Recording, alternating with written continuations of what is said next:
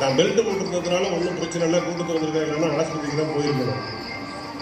டிரைவருக்கும் ஒன்றும் பிரச்சனை இல்லை, எனக்கும் ஒன்றும் பிரச்சனை இல்லை, என் போதனவனுக்கும் அவனுக்கும் ஒன்றும் பிரச்சனை இல்லை. அவனையும் தூக்கி சேத்துல போட்டுட்டு காருக்கு கடுமையான சேதம், பயங்கரமான சேதம் காருக்கு. அதோட வந்து போதும் குறுக்க போன கைது கிட்ட வந்துட்டு குறுக்க அந்த மாதிரி அது தவிர்க்கும். அப்படியே தோலை சாப்பிடணும்னா கூட வாங்கிட்டு போய் வீட்டில் வச்சு அவரை தலைவராக ஏற்றுக்கொண்டு நம்ம எங்களுக்கு நடத்துவோம். வெளியே தெரியாமையாவது நடத்துறது. நீங்களும் கண்டிப்பா சோறு போடலன்னாக்கா மறுநாள் பண்ணல, ஒரு நாளும் கவனிக்கிறது இல்லை. மிக மோசமான நிலைமையா போச்சு.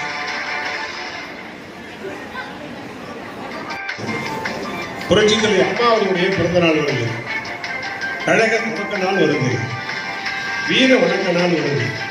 இதெல்லாம் முக்கியமான நிகழ்ச்சி. நம்ம வீட்டு பிள்ளைக்கு பர்த்டே நம்ம என்னென்ன பண்றோம்? கேக் வாங்குறோம், எல்லாருக்கும் அக்கா தங்கச்சி மாமா பச்சானுக்கெல்லாம் சொல்றோம், நல்லா ஆட்டுக்கறி கோழிக்கறி ஆக்குறோம், எல்லாம் பண்றோம்ல. அந்த மாதிரி நம்முடைய தலைவர்களுடைய பிறந்த நாள் அப்படின்னு சொன்னா அந்த தலைவருடைய படத்தை எடுத்து வச்சு வெளியில ஒரு மாலை போட்டு ஒரு பத்தி வச்சு கொளுத்தி வைக்கிறதுல நமக்கு என்ன பெரிய நஷ்டம்? என்ன பெரிய நஷ்டம்? அப்பதானே கொண்டாடணும்னு அர்த்தம், அப்பதானே மதிக்கணும்னு அர்த்தம், அப்பதானே நினைவுல வச்சிருக்கிறோம் நெஞ்சிலன்னு அர்த்தம், அப்பதானே நம்மளை பார்த்து மொத்தம் மதிப்பான். அந்த காரியத்தையும் நம்ம வாழ்க்கையில் யாரும் செய்யறதில்லை. ஏதோ கடற்கரையில ஒரு படத்தை வச்சு ரெண்டு வாழைக்கண்ணை வச்சு ஒரு படத்தை வச்சுட்டா போதும் அப்படிங்கிற நிலைமைக்கு நம்ம குறைஞ்சி இருக்கோம். கொண்டாடணும், எதுவாக இருந்தாலும் குழந்தையாக இருந்தாலும் தெய்வமாக இருந்தாலும் கொண்டாடாதுன்னா விளங்காது. அந்த பழக்கத்தை ஏற்படுத்திக் கொள்ள வேண்டும் என்று என்னுடைய சகோதரர்களை அன்போடு கேட்டுக்கொண்டிருக்கிறேன். அதே போல நம்ம ஆட்கள் வந்து இப்போ நம்ம சமூகத்தில் ரொம்ப கெட்ட பழக்கம் வந்துருச்சு. என்னன்னு கேட்டீங்கன்னா, சம்பந்தியா இருந்தாலும் சரி, அது உறவுகாரர்களாக இருந்தாலும் சரி, ஒரு சாகுன்னு வச்சுக்கல, இங்க இருந்து ஆளை சுட்டிச்சு இடிச்சு வேலையில ஏற்றி வழியில ஏதோ வாங்கி கொடுக்கறதெல்லாம் வாங்கி கொடுத்து முட்டு போய் இறக்கி விடுறாங்க. இறக்கி விட்ட உடனே நேரம் போறாங்க, உட்கார்ந்தாங்களா இல்லையா எனக்கு தெரியல, டக்குனு கிளம்பி தெரியுது வண்டியில இருக்கிறாங்க. யாருமே உறவோ நட்போ கழகத்தவங்களோ ஒரு நல்லது இருக்கிறதுன்னு சொன்னா ஈடுபாட்டோட நீங்க அங்க கலந்துக்கணும். நிகழ்ச்சி முடிகிற வரை அந்த வீட்டில் இருக்கணும். ஏதாவது சாவுக்கு போகணும், தலையை காட்டணும், வந்துட்டா அப்படிங்கிற மாதிரி காட்டிட்டு போகணும். இறுதியை நீங்க அந்த சடங்குகளில் கலந்து கொண்டு இறுதி மரியாதை செலுத்துகிற வரை சுடுகாடு வரை போயிட்டு வந்தீங்கன்னு சொன்னா பார்த்துவாங்க, கவனிப்பாங்க. அவங்களை யாராலையும் ஒன்றும் பண்ண முடியாது. உங்களுக்கு மேல இருக்கிற பிரியத்தை அவங்களால வேற யாராலையும் எடுக்க முடியாது. அன்னைக்கு விட்டு நீங்க இப்ப போய் ஓட்டு போடுற நீங்க போய் இருந்தீங்கன்னா மதிக்க மாட்டாங்க. அதனால நிர்வாகிகள் எந்த ஒரு நிகழ்வு நல்லதோ கெட்டதோ, முக்கிய நிர்வாகிகளாவது ஒரு 4 பேர் 5 பேர் தொடர்ந்து அந்த சம்பவத்தோடு நிகழ்வோடு விழாவோடு நீங்கள் இணைந்து இருக்க வேண்டும், கடைசி வரைக்கும் இருக்கணும் அப்படிங்கிறது என்னுடைய அன்பான வேண்டுகோள் என்பதை நேரத்தில் தெரிவித்துக் கொள்ள வேண்டும். நீங்க பழைய காங்கிரஸ்காரங்களை பார்த்துருக்கீங்களா? கதர் வேட்டி கட்டியிருப்பாங்க, கதர் சட்டை போட்டிருப்பாங்க, தொப்பியும் வச்சிருப்பாங்க. இது காங்கிரஸுக்கான அடையாளம். இப்போ இருக்கிற காங்கிரஸ் ரொம்ப காலம். பழைய காங்கிரஸ்காரர்களை நீங்க அடையாளம் பார்த்துக்கலாம். இவர் வந்து தீவிரமான காங்கிரஸ்காரியா அப்படின்னு. ஏன்னா கதர் வேஷ்டி, கதர் சட்டை, கதர் குள்ளா அத்தோட வந்து வருவாங்க. இது அவங்களுக்கு ஒரு அடையாளம். அதே மாதிரி திமுக எடுத்துங்க, கஞ்சிக்கு வழி இருக்காது, துணிக்கு செலவு பண்றதுக்கு சோப்பு போடுறதுக்கு வழி இருக்காது. ஆனா அந்த கசமான திட்டங்களை திமுக தோல்ல போட்டுக்கிட்டு கம்பீரமா போயிட்டு இருப்போம். திமுக பார்த்துருக்கீங்களா இல்லையா? ஒண்ணுக்குமே வழி இருக்காது. ஒரு சைக்கிள்ல பம்பர்ல ஒரு கம்பி இருக்கு, அதுல திமுக மறக்க போயிட்டு இருப்பாரு. இதெல்லாம் திமுகவில் அவங்க வந்து அசைக்க முடியாத கொள்கை பிரியர்கள். நான் அவங்களை எல்லாம் பாராட்டுறது உண்டு, வாழ்த்து தப்பு இல்லை, அவங்க அங்கே இருக்கு. ஆனால் நம்மவர்கள் என்ன பண்றோம், நல்லா நினைச்சு பாருங்க. நம்ம பொதுவுடைமை கட்சி தோழர்கள் இருக்காங்க, கம்யூனிஸ்ட் கட்சி தோழர்கள். நேற்றைக்கு ஆளுங்கட்சி அவங்க, இன்னைக்கு ஆளுங்கட்சி அவங்க, நாளைக்கு தான் ஆளுங்கட்சி வருவாங்களா? அவங்க கிடையாது. யாரோ ஒரு தோழர் நின்று அவங்க வருவாங்கன்னு வச்சுக்கோங்களேன். அவங்க சேர்ப்பு துண்டை எங்கேயாவது மூக்கில் வச்சு கொடுத்துருக்காங்க பார்த்தாங்களா? பார்த்தீங்களா? பார்க்குறீங்களா இல்லையா? அவர் ஒரு நிர்வாகின்னு சொன்னாருன்னா கம்பெனியில் ஒரு பேக் போட போறாரா இல்லையா? உங்கள் நம்ம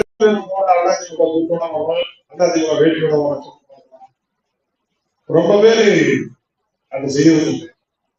அதிமுக அப்படின்னு சொல்லக்கூடிய ஒவ்வொரு சகோதரர்களும் கண்டிப்பா நீங்க ஒன்று வேடிக்கை அதிமுக வேடிக்கை அதிமுக வேடி இல்லாம வெளியே வராதிங்க. கூட்டுறவு நீங்க கையில் எல்லோராலும் போகணும். ஆனா வெளியில வரும்போது அதிமுக வேண்டுவது அதிமுக அபராதம் வாங்கினா கட்சி கொடுத்து மாறும். கொஞ்ச நாள் மாறி இருந்துச்சு, இப்ப மறுபடியும் கீழே மாறிட்டாங்க. இப்ப பாருங்க, நம்ம சிவா கூட வெள்ள துண்டு தான் போட்டார்.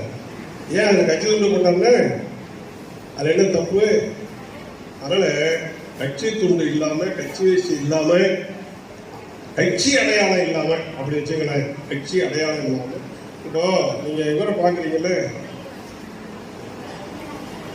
உதயநிதி ஸ்டாலின், அதை பாருங்க, இந்த இடத்துல எம்ப்ராய்டரியில திமுக கொடி பறக்கிற மாதிரி எம்ப்ராய்டரி போட்டுருக்காரு பாத்தீங்களா? அதை பார்த்து உங்கள் நம்மள எத்தனை பேர் இந்த எண்ணம் வந்துருக்கு. அதனால கட்சி அடையாளம் இல்லாமல் நம்முடைய கழக தொண்டர்கள், தோழர்கள், சகோதரர்கள் நீங்க வந்து அந்த மாதிரி பயணம் செய்வதை, வெளியில வருவதை 100% தவிர்க்கணும். ஒன்றும் இல்லை, இப்போ நீங்க ரோட்ல வந்தீங்க, தோல்ல அதிமுக குண்டு இருக்கு, நான் பார்க்குறேன், நம்ம கட்சிக்கார போறாருப்பா அப்படின்னு ஒரு சந்தோஷம், ஏதாவது பேச தோணும், ஏதாவது கேட்க தோணும். நீங்க ஒன்றும் ஒரு அடையாளம் இல்லாமல் போனாங்க, யாரும் ஒரு இடம் போவாங்க. அதனால அந்த நிலையை நம்முடைய கழகத்தவர்கள் எல்லாரும் பின்பற்ற வேண்டும் என்று அன்போடு கேட்கிறேன். இந்த கூட்டத்துக்கு பிறகு அந்த மாற்றம் இருக்கணும்னு நான் நம்புறேன். அதே போல இப்ப நம்ம கட்சி நடத்துறோம், உறுப்பினர் கார்டு கொடுக்குறோம். உங்க வீட்டுக்கு நல்லது கெட்டதுக்கு சொன்னீங்கன்னா கட்சிக்காரங்க எல்லாரும் வர்றாங்க. நம்ம ஊர்ல ஒண்ணுன்னா நீங்க வந்தீங்க. இது ஒரு கட்சின்னு வச்சிருக்கோம். இது ஆர்ப்பாட்டம், போராட்டம், பொதுக்கூட்டம், இந்த மாதிரி ஒன்றிய கூட்டம். உங்களோட இன்னைக்கு வர்றீங்க எவ்வளவு பேர்னா, உங்க வீட்டுல இன்னைக்கு எவ்வளவு ஒவ்வொருத்தருக்கும் வேலை உண்டு. அது முக்கியமான வேலை இந்த நேரம். இதெல்லாம் தவிர்த்துட்டு வர்றீங்கல்ல, அதுதானே கட்சி. இந்த கட்சியை ஏன் நம்ம வந்து இந்த கட்சி நடத்துறதுக்கு நீங்க ஒரு விஷயத்த நல்லா தெரிஞ்சீங்க. புரட்சி தலைவர் எம்ஜிஆர் அதிமுகவை தொடங்கிய போது எத்தனை பேர் மாண்டார்கள் தெரியுமா? எவ்வளவு பேரை வெட்டி வீழ்த்தினார்கள் தெரியுமா?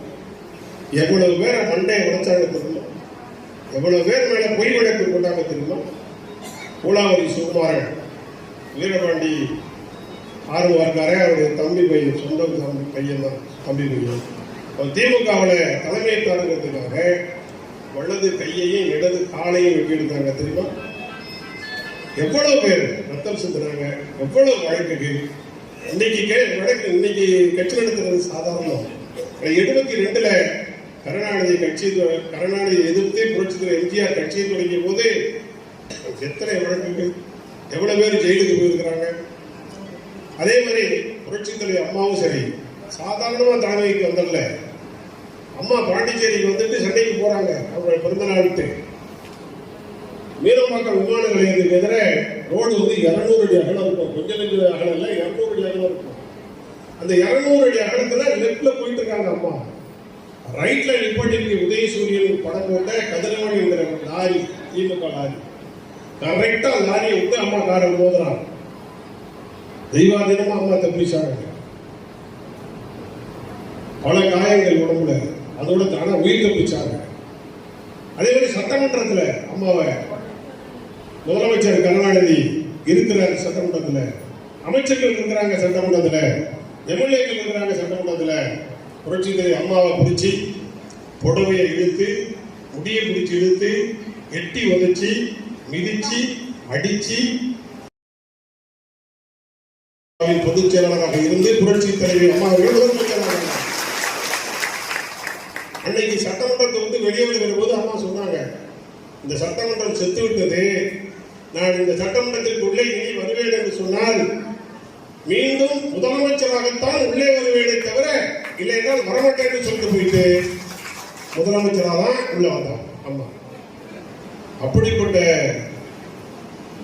வந்தா ஒரு ஓட்டு, கூட்டுறவு தேர்தல் வந்தா ஒரு ஓட்டு, ஓட்டு இருந்தாலும் ஓட்டு. இதானே கேட்கிறோம், கையை விட்டு கேட்கிறோம். இல்ல ரத்தத்தை ஒரு லிட்டர் குடிச்சு விட்டுனா கேட்கிறாங்க. இல்ல கட்சிக்காக நீ ஒரு வருஷம் ஜெயிலுக்கு போயிட்டு வாங்க சொல்றாங்க. இல்ல வெளிநாட்டுக்கு நாடு கடத்துறோம் போயிட்டு வாங்க சொல்றாங்க. ஒண்ணும் இல்லையே, கட்சி பற்று இருக்கணும்.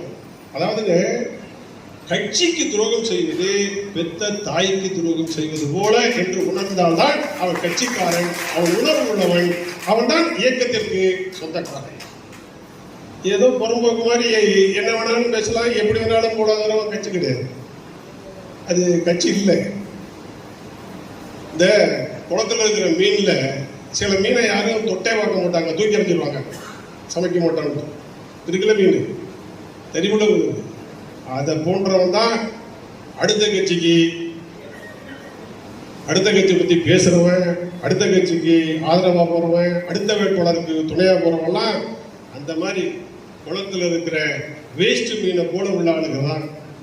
அவங்களெல்லாம் அடையாளம் கண்டு அவங்களோட நீங்க பேசணும்.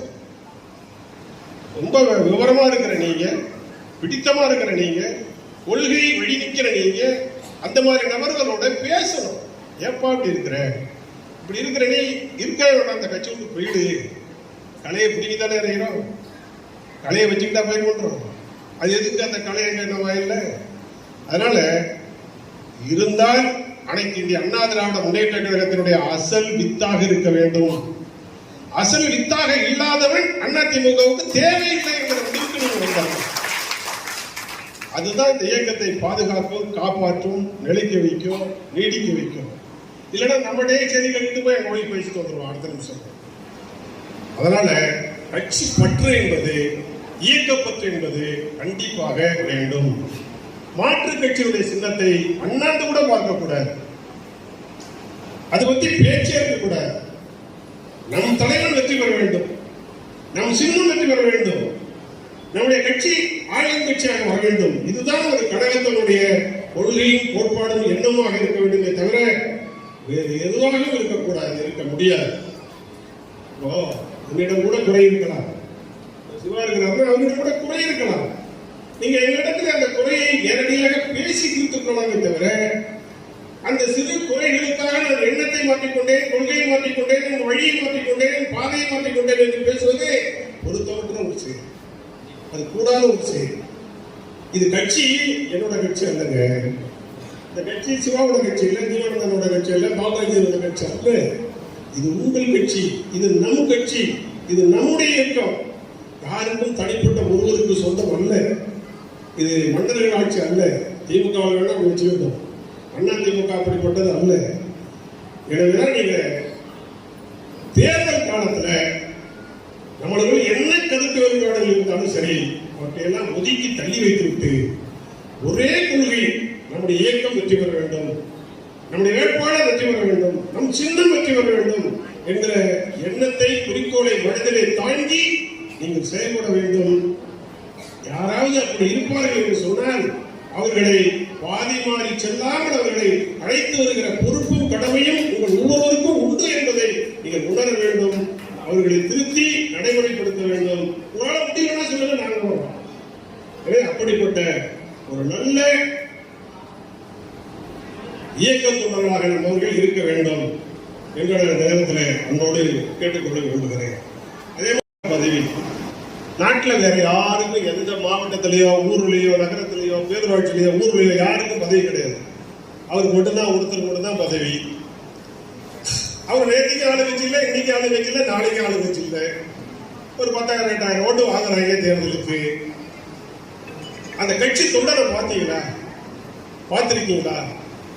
ஒரு பை எலெக்ஷன் நடந்தா கூட எங்கிருந்தா வர்றான், ஒரு பையன் தோல்ல மாட்டிக்கிறான், அங்கேருந்து வர்றான், ஒரு டீயை பிடிக்கிறான், கொடியை பிடிக்கிறான், அவன் சின்னத்தை கையில வச்சுக்கிறான், ஓட்டு கொடுங்க ஓட்டு கொடுங்க ஓட்டு கொடுங்க ஓட்டு கொடுங்கன்னு ஒவ்வொரு வீடா ஏறி இறங்குறான், ஒவ்வொரு வீடா ஏறி இறங்குறான்.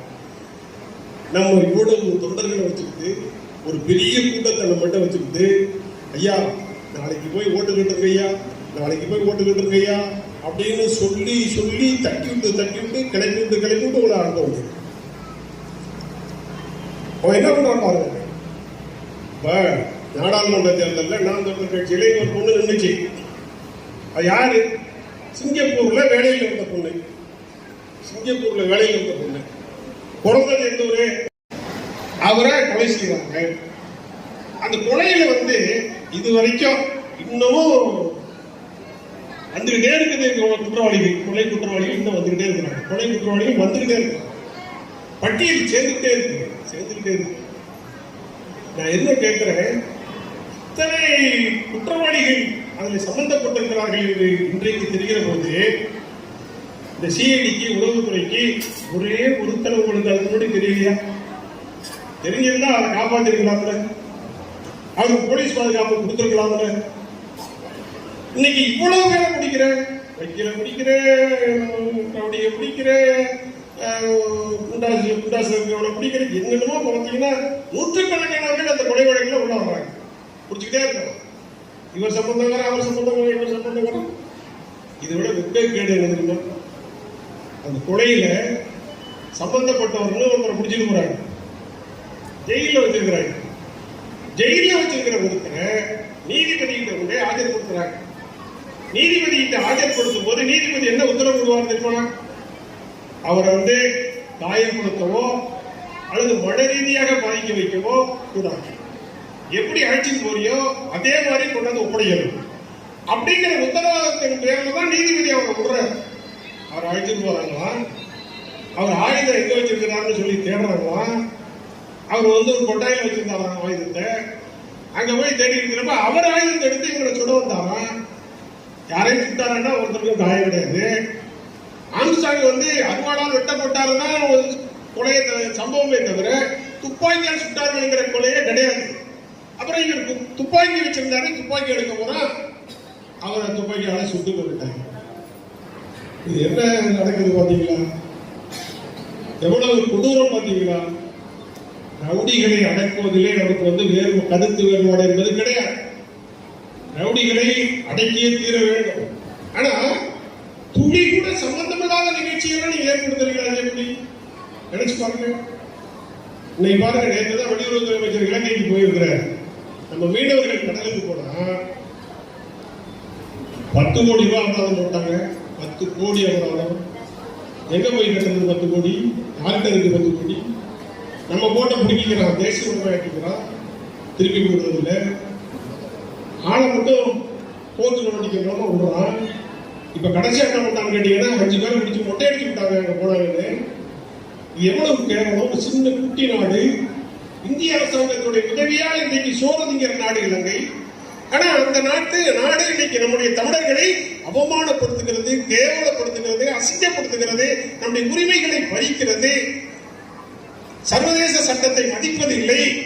இது மாநில சர்க்காரும் கேட்பதில்லை, மத்திய சர்க்காரும் கேட்பதில்லை. நேற்று தான் உள்துறை வெளியுறவுத்துறை அமைச்சர் ஜெய்சங்கர் போய் பேசியிருக்கிறார். இந்த அளவுக்கு எல்லா துறைகளிலும் மிக மிக மோசமான நிலை, சீர்கெட்ட நிலை ஏற்பட்டிருக்கிறது. எல்லாருக்கும் தெரியும், ஒவ்வொருத்தரும் பாதிக்கப்பட்டிருக்கிறீங்க. ஆனால் எந்த காரணத்தை கொண்டும் சமரசம் இனி கிடையாது. இது இந்த சட்டமன்ற தேர்தல், உள்ளாட்சி தேர்தல் எது வந்தாலும் நம்முடைய கழகத்தவர்கள், இரட்டை இலை சின்னத்திலே போட்டியிடுகிறவர்கள் கண்டிப்பாக வெற்றியை பெற்றாக வேண்டும். அதுதான் வருங்காலத்தில் உங்களுடைய சந்ததிகளை காப்பாற்றும். இல்லை என்றால் நம்முடைய சந்ததியினர் நாசமாகக்கூடிய சூழலுக்கு திமுக கொண்டு போய் கொண்டிருக்கிறது. எல்லா வகையிலும், லஞ்சமாக இருந்தாலும் சரி, அது ஊழலாக இருந்தாலும் சரி, வேலை கிடைப்பதானாலும் சரி, அல்லது நம்முடைய போதைக்கு அடிமையாக்கி அதிலேயே அழிந்து போகிற சூழ்நிலைக்கு இந்த ஆட்சி ஒவ்வொரு நாளும் அழிவை தேடியே போய் கொண்டிருக்கிறது. எனவே நாம் உஷாராக இருக்க வேண்டும், எச்சரிக்கையாக இருக்க வேண்டும். இன்னமும் நாம் திருந்தவில்லை, நாம் இன்னமும் கண்விழிக்காமல் இருந்தோம் என்று சொன்னால் வருங்கால சந்ததி நம்மை மன்னிக்காது. எனவே அது எந்த தேர்தலாக இருந்தாலும் சரி, உங்களுடைய கடமையை நீங்கள் எவரையும் எதிர்பார்க்காமல் செய்திட வேண்டும்.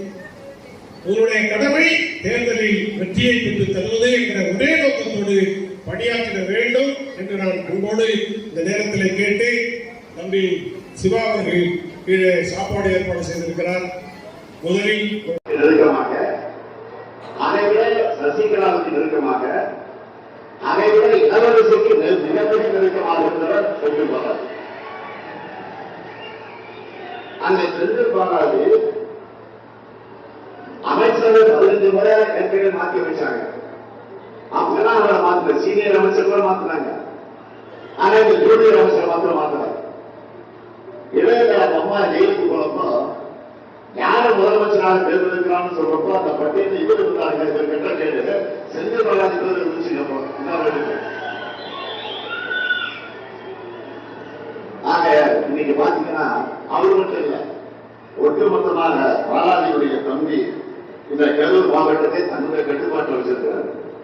கட்டுப்பாடுனா கொள்ளையடிக்கிறது இல்ல, ஊழல் செய்கிறது இல்ல, லஞ்சம் வாங்குறது இல்ல, அந்த கட்டுப்பாட்டில் வச்சிருக்கிறார். ஆண் கடத்தல், மேலாளர்களுக்கு புகார்கள் தான் இன்னைக்கு நீதிமன்றத்தில் இருக்கு. அதே மாதிரி பேருந்துகளுக்காக ஒரு கருவி வாங்கினாங்க, டிக்கெட் கொடுக்கறதுக்கு ஒரு கருவி, ஜிஎஸ்டி கருவி. அந்த கருவியில ஊழல் இருந்திருக்கிற சட்டமன்றத்தில் நான் தான் 4வது எடுத்து பேசுறேன். இதுவரைக்கும் முறையான மறுப்பு கிடையாது. அது மட்டும் இல்ல, பொறியியல் படிச்சுக்கிட்டு இருந்த ஒரு இளைஞன் கோகுல் என்பவரை கடத்தி அவன் கொலை மிரட்டல் செஞ்சு அவனை சொத்து கணக்கெல்லாம் பறிமுதல் செஞ்சு அதற்கு பிறகு அந்த குடும்பத்தை சார்ந்தவர்கள் நீதிமன்றத்துக்கு போய் அந்த பிரச்சனை இப்ப நீதிமன்றத்திற்கு எங்கே இருக்காருன்னு தெரியல. அந்த கோகுல் தலைமறைவாகி எங்கே இருக்கிறார் தெரிய முடியாத நிலையில இன்றைக்கு இருந்து கொண்டிருக்கு. அது மட்டும்தான் அரசு கேபிள் டிவி நிறுவனத்துக்கு தமிழ்நாட்டிலே அதிகமாக பணம் கட்டக்கூடிய எந்த மாவட்டம் கேட்டீங்கன்னா இந்த கரூர் மாவட்டம் தான் அதிகமான அளவுக்கு பணம் கட்டிருக்குது கேபிள் டிவி பொறுத்தவரைக்கும். ஏனென்றால் இங்க இருக்கக்கூடிய லோக்கல் சேனல் தான் செந்தில் பாலாஜியுடைய பினாமி பெயர் தான் இருக்கு. மிஞ்சி மிஞ்சி போனீங்கன்னா அது அடுத்தது பார்த்தீங்கன்னா நம்புதலுடைய பினாமி பெயர் தான் இருக்கு. இப்படி ஒன்றா இரண்டா ஒன்றால் இரண்டால் எதிர்த்து சொல்ல அவ்வளவு மாட்டது. ஆனா அந்த அளவுக்கு லஞ்ச லாவணியம் இன்றைக்கு கொடிகட்டி பறந்து கொண்டிருக்கக்கூடிய நிலையில தான் அமைச்சராக இருந்தாலும் சரி, எம்பியாக இருந்தாலும் சரி,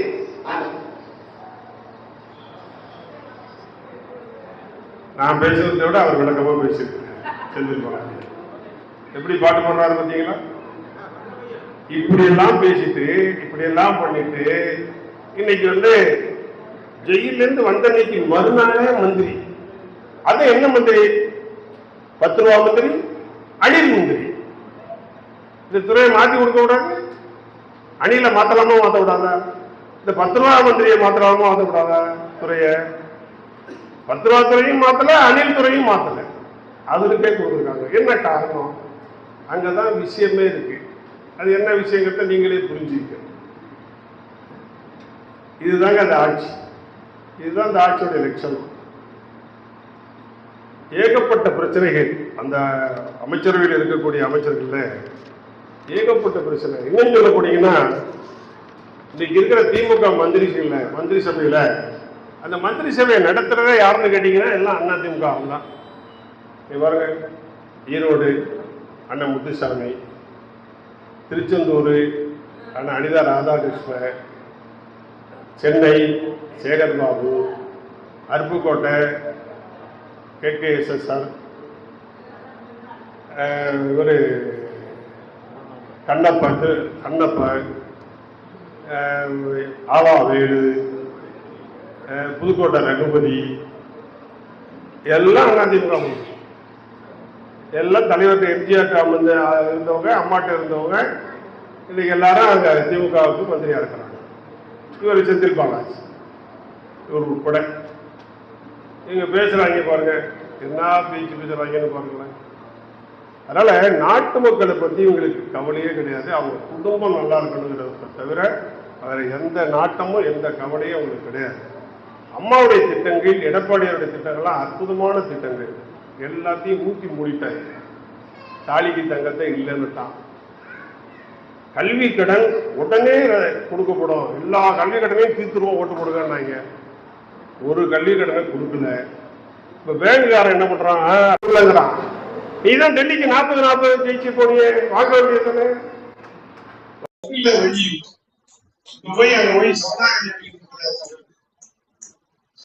அவர் பார்க்கும்போது பாரு மீசையை பாரு, துண்டை பாரு, அதிமுக அப்படின்னு பார்க்குறவங்களுக்கு ஒரு கிளுகிழுப்பு ஏற்படுத்தும். அதிமுக சரியான காலம் எப்பா அந்த ஊர்ல அண்ணா எல்லாம் பார்த்தா அதிமுகவே இருக்குப்பா அப்படின்னு பேச தோணும். அதுபோல நம்முடைய அடையாளத்தை எந்த காலத்திலையும் குறைச்சிடக்கூடாது. எந்த காலத்திலையும் நம்ம கட்சியினுடைய அடையாளம் கண்டிப்பாக இருக்க வேண்டும் என்று அன்போடு இந்த நேரத்தில் கேட்டுக்கொள்ள விரும்புகிறேன். அதே மாதிரி எல்லாரும் சொன்னாங்க, ஓட்டு போடுறதுல ரொம்ப குறைஞ்சு போயிட்டோம் அப்படிங்கிறத பற்றி சொன்னாங்க. அதாவது அனைத்து இந்திய அண்ணா திராவிட முன்னேற்ற கழகம் எம்ஜிஆர் அவர்களால் உருவாக்கப்பட்ட கட்சி. இந்த அனைத்து இந்திய அண்ணா திராவிட முன்னேற்ற கழகம் இந்த தமிழ்நாட்டு மக்களுக்கு சாதித்திருக்கிற, உழைத்திருக்கிற, எப்படிப்பட்ட தியாகம் செய்திருக்கிறது என்பதை நீங்கள் ஒரு கணம் நினைச்சு பார்க்கணும். அதாவது திமுக கலைஞர் கருணாநிதி 5 முறை 6 முறை முதலமைச்சராக வந்தோன்னு கூட சொல்லுகிறாங்க, இருக்கட்டும். ஆனால் தமிழ்நாட்டு மக்களுக்கு ஜீவாதார உரிமையை ஒன்று விடாமல் அத்தனையும் பெற்றுக் கொடுத்திருக்கிற கட்சி அதிமுக தவிர வேற எந்த கட்சியும். உதாரணத்துக்கு சொல்ற கேளுங்க, காவிரியை காட்டி கொடுத்தது திமுக. காவிரியில் 177.25 டிஎம்சி தண்ணியை சட்டபூர்வமாக தமிழ்நாட்டுக்கு பெற்றுக் கொடுத்து விட்டு போயிருக்கிறவர் புரட்சி தலைவி அம்மா. எவ்வளவு பெரிய ஜீவாதார உரிமை தெரியுமா? இதுக்கு அம்மா நடத்தியிருக்கிற சட்ட போராட்டம் எவ்வளவு தெரியுமா? எவ்வளவு கவனம் செலுத்தியிருக்கிறார்கள் தெரியுமா? திமுக செய்யலையே, நம்ம தானே செஞ்சு கொடுத்திருக்கிறோம். காவிரியில தண்ணி வரும்னா சட்டப்படி 177.25 டிஎம்சி தண்ணியை பெற்றுக் கொடுத்திருக்கிற கட்சி அதிமுக. ஒண்ணு, முல்லை பெரியாறுல 132 அடி தான் தண்ணியை தேக்கணுங்கிறது கேரளா அரசினுடைய சட்டம், கேரள அரசாங்கத்தினுடைய கருத்து. ஆனா 142 அடிக்கு உயர்த்தினாதான் நம்ம மாநிலத்தில் 5 மாவட்டங்களுக்கு தண்ணி போவோம், இல்லைன்னா பாயாது. அவ்வளவு ஆழத்தில் இருக்கு அணை, இங்க அவ்வளவு உயரத்தில் இருக்கு நிலம். அந்த உரிமையையும் சட்ட போராட்டம் நடத்தி பெற்றுக் கொடுத்திருக்கிற கட்சி அதிமுக. பெற்றுக் கொடுத்து விட்டு போயிருக்கிறவர் புரட்சி தலைவர். சும்மா இல்ல, உத்தரவை வாங்கி கொடுத்திருக்கிறாங்க, உச்ச நீதிமன்ற உத்தரவு. 2, 3வது, அதாவதுங்க சென்னைக்கு குடிநீரை கொண்டு வந்து சேர்க்க வேண்டும் என்று அன்றைக்கு காங்கிரஸ் கட்சி விரும்பியது. இந்திரா காந்தி அம்மையார் அவர்கள் பிரதமராக இருக்கிறார். ஜெகஜீவன் ராம் அவர்கள் அன்றைக்கு நீர்ப்பாசனத்துறை அமைச்சராக இருக்கிறார். அவர் 3 மாநில முதலமைச்சர்களை கூப்பிடுறார். மகாராஷ்டிரா மாநில முதலமைச்சர், ஆந்திராவின் மாநில முதலமைச்சர், தமிழ்நாட்டினுடைய மாநில முதலமைச்சர் 3 பேரை கூப்பிடுறாங்க. அவங்க 2 பேரும் வந்துட்டாங்க. இவர் கருணாநிதி, எனக்கு வீராணத்துல தண்ணீர், எனக்கு தெலுங்கு கங்கை தண்ணீர் வேண்டாம், நான் வரல அப்படின்னு சொல்லிட்டார். போல இதானுங்க வரலாறு. அதற்கு பிறகு புரட்சி தலைவர் எம்ஜிஆர் ஆட்சிக்கு வந்ததுக்கு பின்னால் இந்திரா காந்தி அம்மையாரிடத்தில் பேசி, ஜெகஜீவன் ராம் அவர்களிடத்தில் பேசி, என்டிஆர் அவர்களிடத்தில், என்டி ராமராவ் அவர்களிடத்தில், முதலமைச்சரிடத்தில் பேசி, அதற்கு பின்னால் தெலுங்கு கங்கை தண்ணீரை கொண்டு வந்த பெருமை புரட்சி தலைவர் எம்ஜிஆர் அவர்கள். திமுகவோட பங்கு என்ன இருக்கு? வேண்டான்னு சொன்ன கட்சி திமுக, கொண்டு வந்த கட்சி அதிமுக. அதிமுகவுடைய வரலாறு பாருங்க, அதிமுகவுடைய சாதனையை பாருங்க. அது மட்டும் இல்ல, ஏன் அப்ப கருணாநிதி வேண்டானாரு? வீராணத்தில நான் வீராணம் மூலமாக தண்ணியை சந்தைக்கு கொண்டு வர போறேன்னு சொல்லி அப்போ ஒரு பெரிய டெண்டரை வச்சு அதில் மிகப்பெரிய ஊழல் பண்ணி கொடுக்கக்கூடாதவன்ட்ட டெண்டரை கொடுத்து அவன் செய்ய தெரியாம செஞ்சு தண்ணியே வரல. தண்ணி இந்த பக்கம் விட்டோம்னா அந்த பக்கம் காத்து கூட வரல. நம்மால பூரா அந்த குழாயை தூக்கி வெளியே போட்டு 2 பக்கத்தையும் அடைச்சி விட்டு உள்ள குடும்பம் நடத்த ஆரம்பிச்சுட்டான். இதுதான் திமுகவுடைய வீராணம். அதே வீராணம் திட்டத்தை கையில் எடுத்து புரட்சி தலைவி அம்மா புதிய வீராணம் என்கிற திட்டத்தை உருவாக்கி 720 கோடி பணத்தை ஒதுக்கி சென்னைக்கு குடிப்பதற்கு கோபாலபுரத்தில் கருணாநிதி அவர்களுடைய குடும்பத்திற்கு வரை குடிக்க தண்ணி கொடுத்திருக்கிற கட்சி அதிமுக. கலைஞரால் அன்னைக்கு முடியாமல் போன வீராணத்தை முடித்து காட்டியவர் புரட்சி தலைவி அம்மா. இது அதிமுக சாதாரண கட்சியா நினைச்சு பாருங்க. எவ்வளவு பெரிய திட்டம். 18 மாதத்துல முடிப்பேன்னு சொல்லி 16வது மாதத்திலே முடிச்சுட்டாங்க அம்மா. இன்னைக்கும் தண்ணி வீராணத்துல இருந்து போயிட்டு இருக்கு. அம்மாவுடைய மூளையை பாருங்க. வீராணத்துல தண்ணி இல்லைன்னா தப்பா கொடுமை. அதற்காக என்ன பண்ணாங்க, எங்கெல்லாம் நிலத்தடி நீர் கடுமையாக இருக்கிறதோ அந்த இடத்துல போரை போட்டு கனெக்ஷன் கொடுத்துட்டாங்க. வீராணத்துல தண்ணி இல்லைன்னா வழிநெடுக போர் போட்டு அந்த போர் தண்ணி போகும். அதையும் ஏற்பாடு பண்ணாங்க அம்மா. அம்மா சாதாரண நடவடிக்கை எடுத்தாலும் நினைச்சுக்கிட்டு இருக்காங்க. அதுபோல தாங்க இன்னைக்கு கச்சத்தீவு பிரச்சனை. கச்சத்தீவை இந்திரா காந்தி அம்மையார் தாரை வார்த்தை கொடுக்குறாங்க. யாருக்கு? இலங்கை கொடுத்துட்டாங்க. அப்ப முதலமைச்சராக இருந்தது யாரு? திமுக தலைவர் கருணாநிதி. ஏதாவது அதுல எதிர்த்து பேசியிருக்கிறாரா?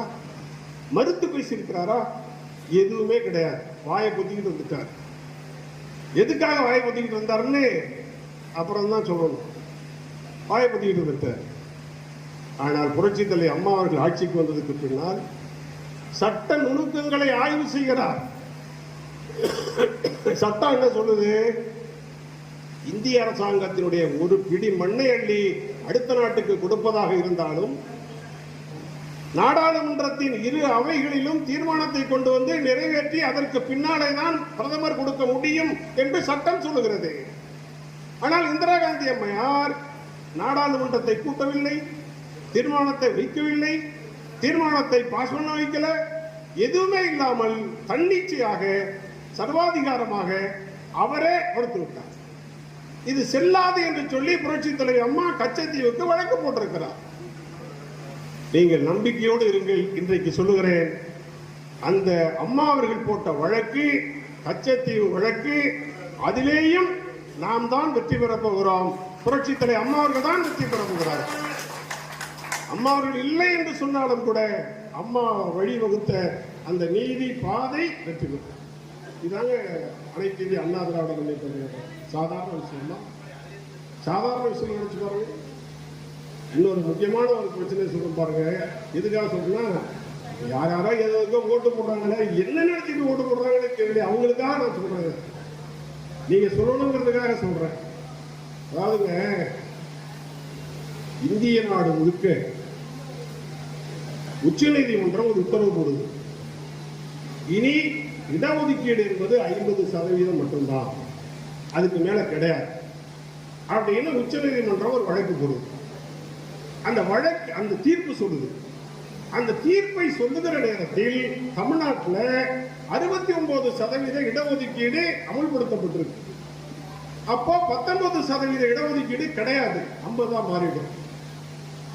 உடனடியாக புரட்சி தலைவி அம்மா அனைத்து கட்சி கூட்டத்தை கூட்டி, சட்டமன்றத்தை கூட்டி, தீர்மானத்தை நிறைவேற்றி, பிரதமராக இருந்த வாஜ்பாய் அவர்களை நேரில் சந்தித்து பேசி அவர் ஏற்றுக்கொள்ள செய்து, வரலாற்றில் நல்லா தெரிஞ்சுங்க, வரலாற்றில் இது போன்ற ஒரு மாபெரும் சர்ச்சைக்கு உரிய ஒரு மசோதா 2 அவைகளினுடைய விவாதமின்றி அதை தீர்மானத்தை நிறைவேற்றி கொடுத்தார் வாஜ்பாய். நிறைவேற்றி கொடுப்பதற்கு காரணமாக இருந்தார் புரட்சி தலைவி அம்மா. அந்த தீர்மானத்தை நிறைவேற்றி 69% 9வது அட்டவணையில சேர்த்து சட்ட பாதுகாப்பையும் பெற்றுக் கொடுத்தார். இனி நீதிமன்றம், உச்ச நீதிமன்றம் கேள்வி கேட்கக்கூடாது அப்படிங்கிற சட்ட பாதுகாப்பையும் பெற்றுக் கொடுத்தார் புரட்சி தலைவி அம்மா. இது எவ்வளவு பெரிய வரலாறு! சாதாரண விஷயமா? இந்த காலகட்டத்தில் திமுக இருந்திருந்தால் என்ன செய்திருக்கும்? புரட்சி தலைவர் அம்மா அவர்கள் இருந்ததால், அதிமுக ஆட்சி இருந்த காரணத்தால் உச்ச நீதிமன்றத்தினுடைய தீர்ப்பை எதிர்த்து சட்டத்தை நிறைவேற்றி வெற்றி பெற்றிருக்கிறோம். ஏழை எளிய மக்களுக்கு இன்னைக்கு இடஒதுக்கீட்டில் 69% இடஒதுக்கீட்டை பாதுகாத்து கொடுத்திருக்கிறோம். வருங்காலத்துக்கான பாதுகாப்பையும் நாம் செய்து கொடுத்திருக்கிறோம். அதிமுக சாதாரண கட்சியா?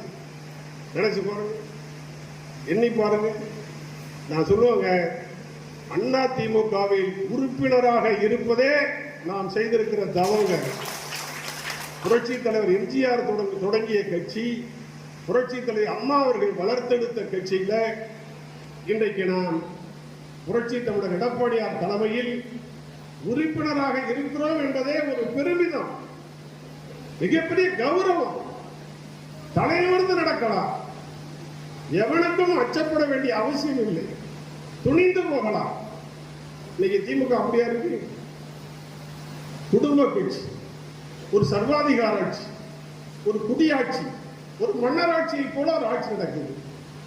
தாத்தா கருணாநிதி தலைவர் முதலமைச்சர், அவர் மகன் ஸ்டாலின் முதலமைச்சர் தலைவர். நாளைக்கு முதலமைச்சர் ஆகணுங்கிறதுக்கு துணை முதலமைச்சர் ஆகிட்டார். இன்னைக்கே உதயநிதி பள்ளிக்கூடத்தில் படிச்சுக்கிட்டு இருக்கிறான் ஒரு பையன், இனிய அவனும் வர போறான் நாளைக்கு அரசியல். இது எப்படிப்பட்ட இயக்கம், எப்படிப்பட்ட சர்வாதிகார குடும்பம்? இது மன்னராட்சி முறை இல்லையா? குடியாட்சி முறை இல்லையா? இது மக்களாட்சி முறையாது? அப்படிப்பட்ட ஒரு கேவலமான ஆட்சி நடத்துகிறவங்க தான் திமுக. இது ஒரே ஒரு விஷயத்தை நல்லா தெரிஞ்சுங்க. இலங்கை அகதிகள் மதுரையில குடியிருக்கிறாங்க. அந்த இலங்கை அகதிகள் முகாம் இடிஞ்சு உருந்து ஒரு குழந்தை இறந்து போச்சு. அந்த குழந்தைக்கு நிவாரணம் யாரும் கொடுக்கல. நீதிமன்றத்தில் போய் முறையிடுறாங்க. நீதிமன்றம் அந்த பிள்ளைக்கு ஸ்டேடு கொடுன்னு சொல்லி உத்தரவு போடுது. அந்த உத்தரவை எதிர்த்து திமுக அரசு மேல்முறையீட்டுக்கு போனது. மேல்முறையீட்டுக்கு போன நேரத்தில் மேல்முறையீட்டு மனுவை பார்த்த நீதிபதி அந்த அந்த யாரு அரசு வக்கீல் கலந்துகிட்டாரோ அவர்கிட்ட அந்த நீதிபதி கேட்டார், ஏயா விஷச்சாராயம் சாப்பிட்டு சாவரவனுக்கெல்லாம் 10 லட்சம் கொடுக்க உங்கள்கிட்ட பணம் இருக்கு, இலங்கை அகதி இன்னைக்கு செத்துட்டான், நீ கொடுக்கல, நீதிமன்றம் கொடுக்க சொல்லுது, அதையும் மறுத்து அப்பீலுக்கு வருவியாடி, 50,000 ரூபாய் அபராதம் போடுறேன், கட்டி விட்டு அந்த பணத்தை அங்க கொடு அப்படின்னு சொல்லி உத்தரவு போட்டிருக்கு. இன்னைக்கு இது அரசாங்கமாது?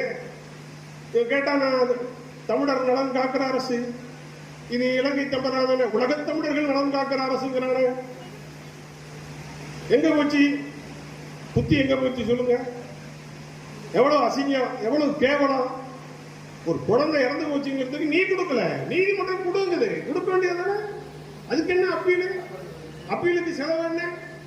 அந்த செலவே போதும் அவங்களுக்கு கொடுக்கறதுக்கு. இப்படிப்பட்ட ஒரு கொடூரமான ஆட்சி தாங்க தமிழ்நாட்டில் நடந்துட்டு இருக்கு. நான் ஒரே ஒரு உதாரணம் சொல்றேன், நீங்க தெரிஞ்சுக்கணும். திண்டுக்கல் மாவட்டத்தில் கலெக்டர்கிட்ட ஒரு பெட்டிஷன் கொடுக்கிறார் ஒருத்தர், ஒரு தம்பி. விபத்துல என்னுடைய 2 கைகளும் மணிக்கட்டோட போச்சு, அதனால எந்த வேலையும் என்னால செய்ய முடியாதவன் ஆயிட்டேன், அதனால எனக்கு 2 கைகளையும் பொருத்தி விடுங்க, என்னிடத்துல பணம் இல்லை, காசு இல்லை, நீங்க தான் செய்யணும்னு சொல்லி மாவட்ட ஆட்சியரிடத்துல மனு கொடுக்கிறான். வீராசாமின்னு பேரு. அந்த மனு முதலமைச்சர் எடப்பாடியாருக்கு வருது. உடனடியாக அது சம்பந்தப்பட்ட மருத்துவ நிபுணர்களை அழைக்கிறார், பேசுறார். இது சாத்தியமா அப்படிங்கும் போது சாத்தியம்தான். எவ்வளவு செலவாகும் சொல்றாங்க. அந்த செலவை அரசாங்கமே ஏற்கும். நீங்க அந்த 2 கையையும் பொருத்தி அவருக்கு செயல்படக்கூடிய கரங்களாக, உழைக்கக்கூடிய கரங்களாக, வாழ்க்கைக்கு உதவக்கூடிய கைகளாக நீங்கள் உதவ வேண்டும் என்று மருத்துவரிடத்திலே கேட்கிறார். டாக்டர்களும் அதை ஒரு சபதமாக எடுத்துக்கொண்டு அந்த வீராசாமியை மூளை சாவடைந்த ஒருவருடைய 2 கரங்களை வெட்டி இந்த 2 கரங்களையும் அங்கே ஆபரேஷன் செய்து கையை பொருத்துகிறார்கள். கையை சிறப்பா செயல்பட ஆரம்பிச்சிருச்சு. அருமையாக கை பழைய கையை போல வந்துருச்சு. நாங்கெல்லாம் கண்ணால பார்க்கிறோம். புரட்சி தலைவர் எம்ஜிஆருடைய நூற்றாண்டு விழா திண்டுக்கல்ல நடக்குது. அந்த திண்டுக்கல் விழாவிலே மேடையிலே ஏறி வந்து வீராசாமி தன்னுடைய மனைவியோடு எடப்பாடியார் காலில் விழுந்து வணங்கி நன்றி தெரிவித்த அந்த காட்சியை நாங்கள் கண்ணால் பார்த்தோம். இது எதுக்கு சொல்றேன்னு கேட்டீங்கன்னா, இது எடப்பாடியாருடைய ஆட்சி. ஸ்டாலினுடைய தொகுதி, ஸ்டாலின் தொகுதியிலே ஒரு ஆஸ்பத்திரி. அந்த ஆஸ்பத்திரியில ஒரு பாப்பா பயங்கரமா ஃபுட்பால் விளையாடு. அது மாநில போட்டியில் கலந்துக்கிட்டு அடுத்தது ஆல் இண்டியா லெவல்ல கலந்துக்க பயிற்சி எடுக்குது. பயிற்சி எடுக்கிற போது நான் அந்த பொண்ணு விளையாடுறதே பார்த்தேன். நம்மளாம் முன்னாடி காலால விளையாடணும்னா அது பின்னங்காலால விளையாடுது அந்த பிள்ளை. அதுல ஏதோ காலில் பிரச்சனை வந்துருச்சு. இது போய் ஸ்டாலின் தொகுதியில் இருக்கிற ஆஸ்பத்திரியில போய் சிகிச்சைக்கு போக காலை எடுத்து சாவடிச்சு கொண்டு கடைசியா சுடுகாட்டுக்கு போயிட்டு வந்த பொண்ணு. இதானே திமுக ஆட்சியினுடைய சாதனை. நினைச்சு பாருங்க, எவ்வளவு கையாளாகாதவர்கள் இன்னைக்கு ஆட்சியிலே இருக்கிறார்கள் என்பதை எண்ணி பாருங்க. மக்களையே பேசுறாங்க, பொய் சொல்றாங்க, நம்ப வைக்கிறாங்க. இதான் யதார்த்தம். நீட்டை பத்தி சொன்னாங்கல்ல, நாங்கள் ஆட்சிக்கு வந்தால் மொத்தவோ கையெழுத்து நீட்டுக்கு போடுவோம். மொத்தவோ கையெழுத்து நீட்டுக்கு. இதுல பெற்றவங்களும் ஓட்டு போட்டாங்க, மாணவர்களும் ஓட்டு போட்டாங்க, எல்லாரும் ஓட்டு போட்டாங்க. மொத்தவோ கையெழுத்து நீட்டை ரத்து பண்றாங்க. நானே இன்னைக்கு வரைக்கும் போட முடியுமா? ஒரு காலமும் முடியாது. ஆனா இந்த அந்த நீட்ல ஏற்பட்டிருக்கிற பிரச்சனையை தீர்ப்பதற்கு யாரும் கோரிக்கை வைக்கல. வாத்தியார் கோரிக்கை வைக்கல, மாணவர்கள் கோரிக்கை வைக்கல, சங்கங்கள் கோரிக்கை வைக்கல, ஆசிரியர்கள் யாரும் கோரிக்கை வைக்கல. எடப்பாடியார் 7.5% தனி இடஒதுக்கீட்டை கொடுத்ததன் காரணமாக இன்னைக்கு இந்த நீட்டுக்கு 7.5% இடஒதுக்கீடு வந்த பிறகு 3446 பேர் டாக்டர் உழவு இருக்கிறாங்களே. 3446 பேர். இன்னைக்கு இந்த ஆண்டு மட்டும் 652 பேர் உள்ள போயிருக்கிறாங்க. நீட் இல்லாத போது 6 பேர் 7 பேர் தாங்க போனாங்க. அது மட்டும் இல்ல, எடப்பாடியார் இன்னொரு உத்தரவும் போட்டார். இந்த நீட்ல இந்த 7.5% மருத்துவ இடத்துக்கு சீட்டு வாங்கி உள்ள போறாங்கல்ல டாக்டர் படிக்கிறதுக்கு, அவங்களுடைய முழு கட்டணத்தையும் அரசாங்கமே கட்ட வேண்டும் உத்தரவு போட்டார் எடப்பாடி. யாருக்கும் வேலை இல்லை. இப்ப செருப்பு தைக்கிற ஒரு பிள்ளை படிக்குதுன்னா அரசாங்கம் ஃபீஸ் கட்டுது. போறதோட சரி, வரும்போது டாக்டரா வரும். அப்பா அம்மாவுக்கு எந்த பிரச்சனையும் கிடையாது, எல்லாமே அரசாங்கம் பார்த்துக்குது. இதுதானங்க அதிமுக. புரட்சி தலைவர் அம்மா நம்முடைய தாய்மார்களுக்கு செஞ்சிருக்கிற சலுகைகள் இருக்க கொஞ்சமா நிச்சயமா. நாங்கெல்லாம் அம்மாட்ட ரொம்ப கஷ்டப்பட்டுருக்கிறோம். என்னன்னு கேட்பீங்க, நான் ஒரு 7.5 வருஷம் அம்மாட்ட தொழில்நுட்ப சேரவரா அம்மா வீட்லேயும் கட்சி ஆஃபீஸ்லையும் வேலை பார்த்தேன். அப்போ இப்போ நோட்டீஸில் நம்ம போட்டிருக்கோம்ல, என்ன போட்டிருக்கோம்? செயல் வீரர்கள் வீராங்கனைகள் கூட்டமும் போட்டிருக்கோம். இதை மட்டும் அம்மா பார்த்தாங்கன்னா என்ன தெரியுமா கேட்பாங்க? ஏன் வீராங்கனைகளை முன்னாடி போட மாட்டீங்களோ, செயல் வீரர்களை தான் போடுவீங்களா அப்படின்பாங்க. அது போல பெண்களுடைய முன்னேற்றத்தை 100% உயர்த்தி பார்த்து விட வேண்டும். தான் வாழ்கிற காலத்திலேயே பெண்களை சொந்த காலில் நிற்க வைத்து விட வேண்டும். தான் வாழ்கிற காலத்திலேயே பெண் குழந்தைகளை படிக்க வைத்து பார்த்து விட வேண்டும். உச்சபட்சமாக அவர்கள் படிக்க வேண்டும். அவர்கள் விளையாட்டிலும் வீராங்கனைகளாக வந்துவிட வேண்டும். அனைத்திலும் ஆணுக்கு சமமாக அவர்களை பார்த்து விட வேண்டும். அப்படிப்பட்ட பல்வேறு ஆசைகளை கனவிலே கண் முன்னால் வைத்து நிறைவேற்றி காட்டியவர் தான் புரட்சி தலைவர் அம்மா அவர்கள். கொஞ்சம் இல்லை, ஒரு பெண் கருவுற்றிருக்கிறாள் என்று சொன்னால் 5 மாத குழந்தையாக இருக்கிற கர்ப்பத்தை கவனித்து அந்த குழந்தை ஆரோக்கியமானதா இல்லையா என்பதை ஆய்வு செய்து அந்த குழந்தை வளர்வதற்கு ஊட்டச்சத்து கொடுத்து, அயன் மாத்திரை கொடுத்து, அந்த தாயை கவனித்து பிரசவிக்க செய்து 16 வகையான குழந்தைக்கு அந்த உதவிகளை கொடுத்து அந்த குழந்தையையும் தாயையும் வீட்டுக்கு கொண்டு போய் அரசு வண்டியிலேயே விட சொல்லி அதற்கு பின்னால் அந்த குழந்தை வளர்ந்து வருகிற போதே குளிப்பாட்டி விட்டா போதும். பள்ளிக்கு பையி சிலேட்டா இருக்கட்டும், பேனாவா இருக்கட்டும், புத்தகமா இருக்கட்டும், நோட்டா இருக்கட்டும், ஜாமெட்ரி பாக்ஸா இருக்கட்டும், கலர் பாக்ஸா இருக்கட்டும், எல்லாம் அட்லாஸ் வரைக்கும் அத்தனையும் அப்பா அம்மா வாங்கி கொடுக்காத அத்தனையும் வாங்கி கொடுத்து படிக்க வைத்த பெருமை புரட்சி தலைவி அம்மா அவர்களை சார். பொம்பளை உள்ள ஓரமா பயந்து போயிட்டு இருக்கு. போவாத அங்க வா, சைக்கிள் எடுத்துருவோம்.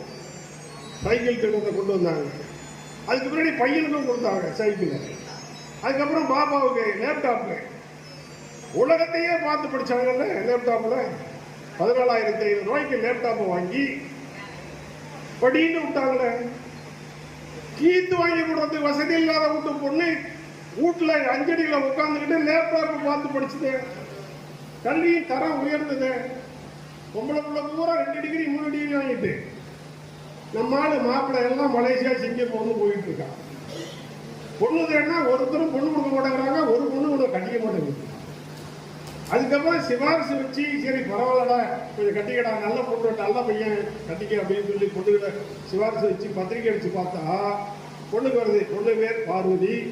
அது வந்து எம்எஸ்சி எம்பிஎம் பிஹெச்டின்னு ஒரு 3 டிகிரி படிச்சிருக்கு. மாப்பிள்ளையை பார்த்தீங்கன்னா கேம் சிங்கப்பூர்னு. இப்படிதானே இன்னைக்கு எவ்வளவு பெரிய புரட்சி. பெண் குழந்தைகள் இன்றைக்கு எந்த அளவுக்கு இன்றைக்கு உயர்ந்திருக்கிறார்கள், படிப்புல எந்த அளவுக்கு படித்திருக்கிறார்கள். ஆண்களை விட பெண்கள் இன்றைக்கு கூடுதலாக அரசு பணிக்கு சென்று கொண்டிருக்கிறார்கள்.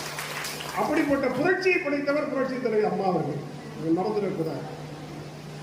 அதனாலதானே அம்மா சொல்றாங்க, ஒரு தாய் ஒரு குழந்தையை பெற்றெடுக்க எவ்வளவு கடினமாக உழைக்கிறார், கஷ்டப்படுகிறார், வேதனை அனுபவிக்கிறார். பிறந்த பின்னாலும் அந்த குழந்தைக்காக எவ்வளவு தியாகம் செய்கிறார்.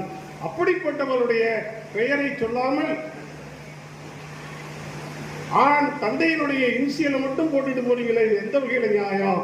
அதனால தாயின் பெயரையும் குழந்தையின் இனிஷியலாக போட வேண்டும், போடலாம் என்கிற சட்டத்தை கொண்டு வந்தவர் புரட்சி தலைவர் அம்மா அவர்கள். அம்மாவுடைய எண்ணங்களை பாருங்கள், அம்மாவுடைய உயர்ந்த லட்சியங்களை பாருங்கள். இது அதிமுக. அதிமுக உதவாத உதவியே இல்லை, எல்லா உதவிகளையும் செஞ்சிருக்கு. அந்த எடப்பாடியார் விவசாயிகளுக்கு என்னங்க செய்யல? இந்த விவசாயிகள் ஒழுங்கா ஓட்டு போட்டாங்களா? நன்றி இருக்கா? நாம மண்டபத்துக்குள்ள பேசுறோம், நன்றி இருக்கா பாருங்க. கூட்டுறவு கடன் 12,110 கோடியை தள்ளுபடி செய்து உன் கடனை தள்ளுபடி பண்ணியாச்சு நோட்டீஸ் கொடுத்தார் எடப்பாடி. எங்கேயாவது உலகத்தில் உண்டா? பாதுகாக்கப்பட்ட வேளாண் மண்டலம் அறிவிக்கப்பட்டது. போராட்டம் போராட்டம் போராட்டம். அதுக்கு முற்றுப்புள்ளி வச்சுட்டாரா எடப்பாடிய? 100% இன்சூரன்ஸ் வெள்ளத்தால் பாதிக்கப்பட்ட மக்களுக்கு. நம்ம வேளாங்கண்ணியில தாங்க செத்து போன எம்பி செல்வராஜ் வந்து கேட்டாரு, ஐயா தீபாவளி வருது, மக்கள்கிட்ட ஒன்றும் காசு இல்லை, பணம் இல்லை, ஒரு 2000 ரூபாய் கொடுத்து உதவிட்டு தான் தேவலாம் அப்படின்னு சொன்னார். பக்கத்திலே நின்று அண்ணே பொருளாதார வசதி அவ்வளவா இல்லைன்னா பாப்போம்னு போனார். 2000 கேட்டார் கம்யூனிஸ்ட் கட்சி தலைவர், கொடுத்தார் எடப்பாடி 2500. இதுவரைக்கும் கொடுத்தாங்கன்னா பேசினாங்கல்ல. ஸ்டாலின் சொன்னார்ல, நல்ல கணக்கா கரெக்டா போட்டு சொன்னார்ல. 2005 5000 நான் 1500 கொடுக்கணுமா? அந்த 1500 கொடுத்த 2500ஓட 5000 கொடுக்க வேண்டியது சொன்னார்ல. கொடுத்தாரா? அவ்வளவுதான். நானும் தான் நல்லா தெரிஞ்சுங்க. பள்ளிக்கூடத்தில் வாத்தியார் இல்லை, ஆஸ்பத்திரியில் டாக்டர் இல்லை, நர்ஸ் இல்லை, மருந்து இல்லை, டிரான்ஸ்போர்ட்டில் பஸ்ஸுக்கு டிரைவர் இல்லை, கண்டக்டர் இல்லை, டயர் இல்லை, கண்ணாடி இல்லை, படி இல்லை, மேலே கூரை இல்லை, ஒரு மண்ணாங்கட்டி இல்லை. எல்லா பஸ்ஸையும் பாதி பஸ்ஸை நிப்பாட்டி விட்டான். எல்லாம் பெண்கள்லாம் நீங்கள் பஸ்ஸில் என்னமா போங்கன்னு சொன்னான். இன்னைக்கு பாதி பஸ்ஸை மூடிட்டான். நகர பேருந்து பாதியை ரத்து பண்ணியாச்சு.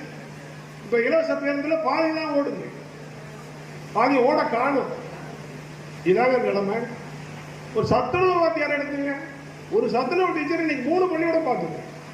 எப்படிங்க பார்க்க முடியும்? ஒரு பள்ளி விழுந்தா யார் பொறுப்பு? ஃபுட் பாய்சன் யார் பொறுப்பு? ஆள் போடலை. 24,000 அரசு ஊழியர்கள் பணியிடம் காலிங்கிறான். 14,000 ஆசிரியர்கள் பணியிடம் காலிங்கிறார். வாத்தியார் போராடுறாரு, அரசூழியர்கள் போராடுறாங்க, போக்குவரத்து ஊழியர்கள் போராட்டம் நடத்துறாங்க. எல்லாரும் போராட்டம். யாருக்காவது அகவிலைப்படி உண்டா? பழைய ஓய்வூதியம் உண்டா? எல்லாருக்கும் நாம தான். எல்லாரும் இன்றைக்கு 2026 வரட்டும் என்று காத்துக் கொண்டிருக்கிறார்கள். வேலை கவலையோட சொன்னார், நமக்கு ஓட்டு குறைஞ்சு போச்சு. நாடாளுமன்ற தேர்தலில் ஓட்டு குறையல தம்பி. 2019 கூட்டணியில இருந்து வாங்கின ஓட்டை விட பிஜேபி பாமக இருந்து நம்ம வாங்கின ஓட்டை விட 2024 இந்த நாடாளுமன்ற தேர்தலில் 1% ஓட்டு கூட தான் வாங்கியிருக்கிறோம். எந்த சூழ்நிலையில எம்பி நாடாளுமன்றத்தில் பிரதமர் வேட்பாளர் யாருன்னு நம்ம சொல்லாத போதே நான் 1% ஓட்டு கூட தான் வாங்கியிருக்கிறோம். இது டெல்லிக்கு நடந்த தேர்தல். மோடி வேணுமா வேண்டாமா? வேணும், அங்க ஓட்டு போட்டாங்க. வேண்டாம், அங்க ஓட்டு போட்டாங்க. நம்ம யாருன்னு சொல்லல, விட்டுட்டாங்க. கட்சிக்காரங்க ஓட்டு போட்டாங்க. இதான நிலைமை. 2026 என்பது ஸ்டாலின் வேணுமா எடப்பாடியார் வேணுமா கேள்விக்குதான். வேற யாரும் இந்த கட்சி ஆரம்பிக்கிறவங்க போறவங்க எல்லாம் உங்களுக்கு அதெல்லாம் சும்மா. இதான கேள்வி வரும். இந்த கேள்வியில எடப்பாடியார் 4 ஆண்டு காலம் சிறப்பான ஆட்சி நடத்தியவரை விட்டுவிட்டோமே என்று இன்றைக்கு தவித்துக் கொண்டிருக்கிற மக்கள் தானாக வந்து வாக்களிக்க போகிறார்கள். எடப்பாடியார் தான் 26 முதலமைச்சராக வரப்போகிறார்.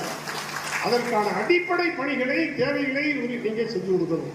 நான் கேட்டுக்கொள்கிற ஒன்றே ஒன்றுதான். தம்பியோட 5 ஓட்டை கொடுக்க சொன்னார். வேண்டாம், ஒவ்வொரு கட்சி உறுப்பினரும் 1 ஓட்டு. உங்களோடு கடகத்தவர் அல்லாத நடுநிலையாக இருக்கக்கூடியவர்களை நீங்கள் ஒவ்வொருவரும் 1 வாக்காளரை கொண்டு வந்து நமக்கு வாக்களிக்க செய்தீர்கள் என்று சொன்னால் பல்லாயிரக்கணக்கான வாக்கு வித்தியாசத்தில் கழகம் மாபெரும் வெற்றியை பெறும் என்பதை சொல்லி விடைபெறுகிறேன். நன்றி, வணக்கம். இப்ப மாநிலம் முழுக்க, இந்தியா முழுக்க பல்வேறு மாநிலங்களில் வழக்கு போட்டாங்க. சுப்ரீம் கோர்ட் அந்த வழக்கெல்லாம் தலையிட்டு. நீங்க நல்லா பாருங்க, அவங்க தாத்தா கலைஞர் கருணாநிதி அவர்கள் மஞ்சள் துண்டு போட்டுட்டு அழைச்சாரா இல்லையா? அதுக்கு என்ன காரணம் சொன்னார்? அவரு குரு தட்சிணாமூர்த்தியோட பார்வை படணுங்கிறதுக்காக அவர் மஞ்சள் துண்டு போட்டாங்க. ஆனா டாக்டர் சொன்னார், கழுத்துல கட்டி அதுக்கு மஞ்சள் துண்டு போட்டா கட்டி குறைஞ்சிரும்னு சொன்னாருன்னு போட்டிருக்காங்க. சொன்னாரா? இப்போ ஸ்டாலின் வீட்டுல திருப்பதியில இருந்து பட்டாச்சாரியார்கள் 10 பேர் வந்து யாகம் பண்றாங்க. ஒருத்தர் 2 பேர் இல்ல, நம்ம ஊரை பட்டாச்சாரியார் இல்ல, திருப்பதியில இருந்து வந்து பட்டாச்சாரியார்கள் 10 பேர் வந்து யாகம் பண்றாங்க. டிவியில பார்த்தோமா இல்லையா? ஆனா இவரே சனாதனத்தை ஒழிக்க போறாங்க சொல்றாங்க. இவங்க அம்மா குருவாயூர்ல கொண்டுட்டு போய் யானை கொடுக்குறாங்க. யானை குட்டிய கோயிலுக்கு கொடுக்குறாங்க வேண்டிக்கிட்டு. என்ன வேண்டிக்கிட்டாங்கன்னா அது நமக்கு தெரியாது. ஆனா யானை கொடுத்தது உண்மை. இவரு புள்ள சனாதனத்தை ஒழிக்க போறாங்க. அம்மா ஒவ்வொரு கோயிலுக்கும் கிரீடம் கொடுத்துட்டு வருது. கிரீடம் என்ன வேண்டிக்கிட்டு நமக்கு தெரியாது. ஆனா புள்ள சனாதனத்தை ஒழிக்க போறாங்க. இது என்ன வேடிக்கையா இருக்கு? கடைசியா இந்த புள்ள என்ன சொல்றதுன்னு கேட்டீங்கன்னா, நான் இந்து இல்ல, நான் கிறிஸ்டியன். என்ன இல்ல? நான் இந்து இல்ல, நான் கிறிஸ்டியன். என் மனைவி கிறிஸ்டியன், அதனால நானும் கிறிஸ்டியன் அப்படின்னு சொல்றேன். இவரே சொல்லிட்டா கிறிஸ்டியன் முடியுமா? கிறிஸ்தவர் ஆகிறதுக்கான சடங்குகள் இருக்கு இல்லையா? அதை செய்ய வேண்டாமா? வாய்க்கு வந்ததெல்லாம் சொல்றாங்க, வாய்க்கு வந்ததெல்லாம் பேசுறாங்க. இதனால நாட்டில் இன்னைக்கு நடந்துட்டு ஸ்டாலின் என்ன சொல்றாரு? அதிமுக அப்படியே நெடுஞ்சாலையா பிஜேபி கிட்ட மண்டிக்கிட்டு கிடக்குது, காலில் விழுந்து கிடக்குது. எல்லாம் நக்கலா பேசினாங்க, கையாண்டியா பேசினாங்க. இப்ப மந்திரி சபை மாற்றம் நடந்தது இல்ல? அந்த மாற்றத்துல பால்வளத்துறை அமைச்சர் மனோ தங்கராசை மாத்தினாங்க. அது ஏன் மாத்தினாங்க தெரியுமா? மனோ தங்கராசன் என்ன தப்பு பண்ணாரு? இவன் எந்த மந்திரி தப்பு பண்ணல, அவர் தனியா தப்பு பண்றதுக்கு கண்டுபிடிக்கிறதுக்கு. அவரை பிஜேபிய மோடியே கொஞ்சம் கடுமையா பேசினார். கன்னியாகுமரியில வந்து பிஜேபிக்கும் காங்கிரஸுக்கும் தான் கொஞ்சம் செல்வாக்கு அங்க இருக்கு. அதனால திமுக மனோ தங்கராசு பிஜேபிய மோடியை கடுமையா பேசுறாரு, கொஞ்சம் தூக்கலா பேசுறாரு. அதுக்காக இவர் போனப்போ நீ மனோ தங்கராச முதலீடு எடு அப்படின்னு அங்க இருந்து ஓடி உத்தரவு போடுறாரு. ஸ்டாலின் வந்து அதை நிறைவேற்றாரு. இப்ப காலில் வந்து கிடக்கிறது யாருங்க நினைச்சு பாருங்க. அதனால ஏமாத்துறாங்க சர்க்கார் வந்து எல்லோரையும் கண்மூடித்தனமாக ஏமாத்துகிறது. மக்களும் இன்னொரு கண்ணத்தை வந்து பார்க்காம இருக்காங்க அப்படிங்கிறதுதான் யதார்த்தம். 55 தேர்தல் வாக்குறுதிகள் கொடுத்தாங்க. போன இடம் ஒரு இடம் போறாங்க, வேற தேர்தல் வாக்குறுதிகள் கொடுத்தாங்க. எத்தனை வாக்குறுதிகள் நிறைவேற்றிருக்கிறாங்க சொல்லுங்க. நிறைவேற்றிய வாக்குறுதிகள் சொன்னபடி நிறைவேற்றப்பட்டிருக்கா அதை பாருங்க. இந்த பொம்பளை பிள்ளைங்களுக்கெல்லாம் வந்து பஸ்ல இடமா வண்டி பஸ்ல இடம் கொடுத்தோம், எல்லாரும் ஏறி போகலாம், காசு உட்பட்டு இல்லை அப்படின்னு சொன்னாங்க. சொன்னதெல்லாம் உண்மைதான், திட்டத்தை அறிவிச்சது உண்மைதான். ஆனா இப்ப பாதிக்கு மேல பஸ்ஸை போட்டுட்டாங்க. பச்சை காலம் நகர பேருந்தே இல்லை, எல்லாம் ரூட் பஸ் ஆயிடுச்சு. அந்த நகர பேருந்து ஓட்டு இடத்துல ட்ரிப் பண்ணி போடுறான், அது வேற ஊருக்கு விடுறான். நடக்குதா இல்லையா? இதான நடப்பு.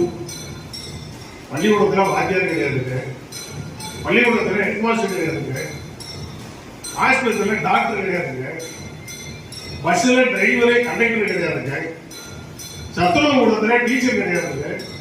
ஒரு டீச்சர் 3 பள்ளிக்கூடம் பார்க்குது, 4 பள்ளிக்கூடம் பார்க்குது, 2 பள்ளிக்கூடம் பார்க்குதுங்க. என்ன அரசாங்கம் நினைச்சு போறீங்க? ரொம்ப கேவலமான அரசாங்கம். தேர்தல் அறிக்கையில சொல்றாரு ஸ்டாலின், நான் 5.5 லட்சம் அரசு ஊழியர்களை நியமிக்க போகிறேன், போட்டு கொடுங்க. தேர்தல் அறிக்கையில சொல்றேன். எத்தனை பேருக்கு வேலை கொடுத்துருக்காரு இது வரைக்கும்? கிடையாது. பணம் இல்லை. இந்த மாசம் வாத்தியாருக்கு சம்பளம் கொடுக்கல. ஏன் சம்பளம் கொடுக்கலன்னா மத்திய சர்க்கார் கொடுக்கல, நான் கொடுக்கல. நீ என்ன மத்திய சர்க்கார் வாத்தியார் இது வரைக்கும் சொல்லியிருக்க? நீ இந்த வாத்தியாரெல்லாம் மாநில சர்க்கார் வாத்தியார், இந்த வாத்தியாரெல்லாம் மத்திய சர்க்கார் வாத்தியார் நீ சொல்லியிருக்கீங்கன்னா நாங்களும் கேட்டுக்குவோம். எல்லாமே உன்னுடைய அரசு இருக்கிறதானே, உன்னுடைய அரசு அனுபவம் தானே, அவங்க கொடுக்கணும், நீ கொடுக்க வேண்டியது தானே. அதிமுக ஆட்சி நடந்தது 32 ஆண்டுகள் நடந்திருக்க, எப்போதாலும் மத்திய சர்க்கார் கொடுத்துதான் நாங்கள் கொடுப்போம். பணம் இல்லைன்னு சொல்லி என்னைக்காவது வெளியே சொல்றது உண்டா? 4 ஆண்டு காலம் எடப்பாடியார் ஆட்சி நடந்தாங்க. முதல் வருஷத்துல கடுமையான வறட்சி, மேட்டூர்ல தண்ணி இல்லை, ஆத்துல தண்ணி வரல, விளைநிலங்கள்ல வேலைகளுக்கு முடிச்சு போச்சு, குடிக்க தண்ணி இல்லை, லாரிகள்ல தண்ணி கொண்டு போய் கொடுக்க வேண்டிய நிலம் இருந்துச்சு, ரயில்ல தண்ணி கொண்டு போய் கொடுக்க வேண்டிய நிலம் இருந்துச்சு. அப்படிப்பட்ட வறட்சியை சமாளித்தார் எடப்பாடி. அதுக்கு அடுத்த ஆண்டு கஜா புயல், கோர தாண்டவம், மிக மோசமான புயல் தாக்குதல். அதுக்கு அடுத்த ஆண்டு கொரோனா. என்ன வியாதி? இந்த வியாதிக்கு என்ன மருந்து? ஒண்ணுமே தெரியாது. அதை சமாளித்தாரா இல்லையா? மக்களை காப்பாற்றினாரா இல்லையா? இல்ல இல்ல இது எங்களுக்கு ஒண்ணுமே தெரியாதுன்னு ஓடினாங்க. எங்கள்கிட்ட பணம் இல்ல, காசு இல்லைன்னு சொன்னாங்க. மக்களின் மன நிம்மதியோடு அன்றைக்கு காப்பாற்றினாரா இல்லையா? அதான ஆட்சி. ஒண்ணுமே இல்லை. இந்த 3.5 ஆண்டுகள்ல கொரோனா ஒண்ணுமே கிடையாது. வெள்ளமா புயலா ஒண்ணும் கிடையாது, பெருசா ஒண்ணு கிடையாது. புயல் வெள்ளம்னா கன்னியாகுமரியில, திருநெல்வேலியில 2 மாவட்டம் 3 மாவட்டம் இருந்துச்சு, சென்னையில 2 மாவட்டம் இருந்துச்சு, நாடு பூராக இருந்துச்சு. கிடையாது. இன்னைக்கு விலைவாசி உயர்வு, தாங்க முடியாத விலைவாசி உயர்வு, எல்லை இல்லாத விலைவாசி உயர்வு. 60 ரூபாய் வித்து மஞ்சள் 240 ரூபாய். இன்னைக்கு யாரு ஆம்பளை நீங்க வந்து கடைக்கு போய் ஜாமான் வாங்குறதில்ல, பெண்கள் உங்கள்கிட்ட சொல்றாங்களா இல்லையான்னு தெரியல. தாறுமாறாக உயர்த்த போயிருக்கு விலை. பட்டியலே வச்சிருக்கிற கையில அந்த படிக்க போனா நேரம் நினைத்து பார்க்க முடியாத அளவுக்கு உயர்ந்திருக்கிற சொத்து திமுக காரர்களுடைய சொத்து. இந்த பட்டியலை பாருங்க. ஜெகத் ரட்சகன் எவ்வளவு சொத்து தெரியுமா? இது முன்னாடி வந்த பட்டியல், இப்ப வந்த பட்டியல் இல்லை. 50,219.37 கோடி. இவர் ஒரு எம்பி வேட்பாளர் 50,000 கோடி வச்சுட்டு இருக்கிற ஒரு வேட்பாளர் குப்புசாமி ராமசாமி நிலைமை நினைச்சுப்பாங்க மற்ற கட்சி வேட்பாளர்கள். அது மாதிரி ஏவா வேலு 5442.39 கோடி சொத்து. KL நேரு 2495.14 கோடி அவரோட சொத்து. கனிமொழி 830.33 கோடி. கலாநிதி மாறன் 12,450 கோடி. TR பாலு 10,841 கோடி. கதிராடன் 579.58 கோடி. கலாநிதி வீராசாமி 2,923.29 கோடி. பொன்முடி 581.20 கோடி. அன்பில் மகேஷ் 1023.22 கோடி. உதயநிதி 2039 கோடி. சபரீசன் 902.46 கோடி. இது அன்னைக்கு சொல்லுது, இப்ப சொல்லுது. இப்ப எவ்வளவு தெரியல. ஏன்னா ஏற்பாடு சொல்றீங்கன்னா திராவிட முன்னேற்ற கழகத்தினுடைய ஸ்டாலின் நியமித்த நிதியமைச்சர் PTR பழனிவேல் சொல்ற சபரீசன்டையும் உதயநிதி கிட்டையும் 30,000 கோடி பணம் இருக்குது. எவ்வளவு இருக்குது? 30,000 கோடி கருப்பு பணம் இருக்குது. அதை வெள்ளையாக்குறது எப்படின்னு தெரியாம தவிச்சுட்டு இருக்கிறாங்க. அதிமுக சொன்னாங்க, திமுக நிதியமைச்சர் சொன்னதுங்க, நம்ம சொல்லல, திமுக நிதியமைச்சர் சொன்னது. அப்ப நிலைமை என்ன, எங்க போய் இருக்கு? இது அத்தனையும் கம்யூனிஸ்ட் கட்சிகள் பார்த்துட்டு இருக்கு, விடுதலை சிறுத்தைகள் பார்த்துட்டு இருக்கு, காங்கிரஸ் கட்சி கேட்டுட்டு இருக்கு. யாராவது வாயை திறக்கிறாங்களா பார்த்தீங்களா? யாராவது இது சரியில்லை, இது நியாயம் இல்லைன்னு பேசுறாங்களா பார்த்தீங்களா? எதுவும் கிடையாது. அப்படியே எல்லாத்துக்கும் ஜே ஜே ஜே ஜே ஜே ஜேன்னு கோஷம் போட்டுட்டு தான் இருக்கிறாங்க. இப்பதான் கொஞ்சம் கொஞ்சம் வெளியில வர்ற மாதிரி தெரியுது. இதாங்க நிலைமை. இந்த நிலைமையில நாடு போட